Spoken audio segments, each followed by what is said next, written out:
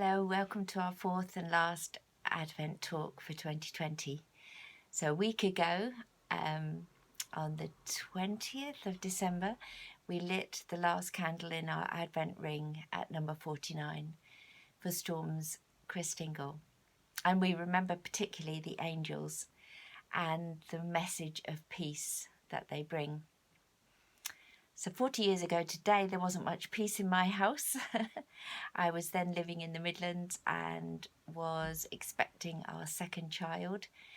Went into labour on Boxing Day, and my husband, my lovely husband, was totally gripped by a film on the television called The Towering Inferno, which some of you who are older may well remember, and wanted to stay till the end of it. So by the time we got into the car and headed towards Leicester, for the Royal Infirmary, I was well on in my labour, and our second son was born shortly after arrival at Leicester Royal Infirmary. Andy, who's celebrating his 40th birthday today. Unfortunately for us, my mum and dad were up from Worthing staying with us and could look after our eldest son and hold the fort back at home.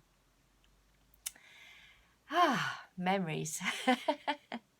But that thing about peace, it's a challenge, isn't it? Because, you know, not everyone who used to sit round our Christmas table is with us any longer, and many people in the Storm team have empty chairs around their tables this year, either because those people are no longer with us or because they're unable to visit.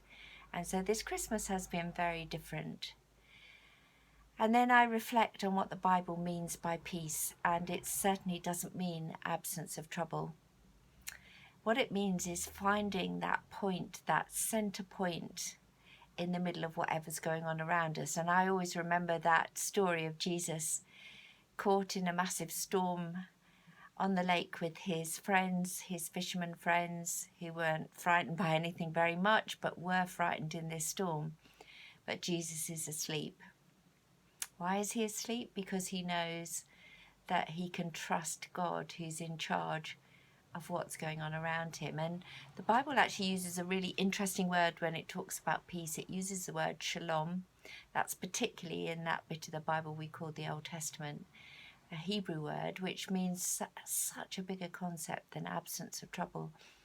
It basically means that sense of well-being in our whole lives, in our physical being, in our mental being, in our emotional being, in our spiritual being. It's a much broader word, and just that sense of knowing who we are, knowing what we're meant to be doing, knowing where we belong, and knowing who God is and trusting him and that he wants good things for our lives. And whatever we're going through now, or have been going through it over this time, or will face in January 2021, my prayer is that we'll remember that angel candle, that fourth candle.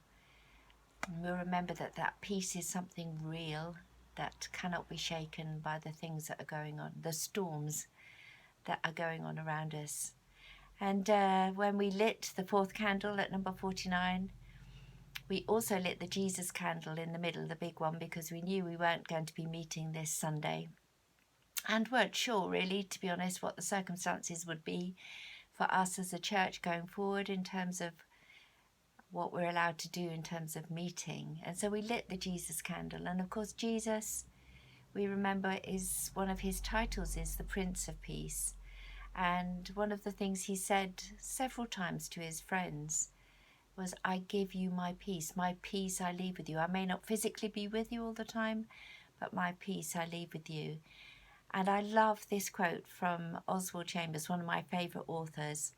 And he's reflecting on Jesus' words, my peace I leave with you. And he says this, a peace which brings an unconstrained confidence and covers you completely from the top of your head to the soles of your feet. And I love that phrase, an unconstrained confidence. And as we look towards 2021 and what that year will bring for us, may we have that unconstrained confidence in God, in that he's the Prince of Peace, the everlasting Father, that he is always with us, and will look after us through whatever storms we go through. May God's peace rest on you until we meet again.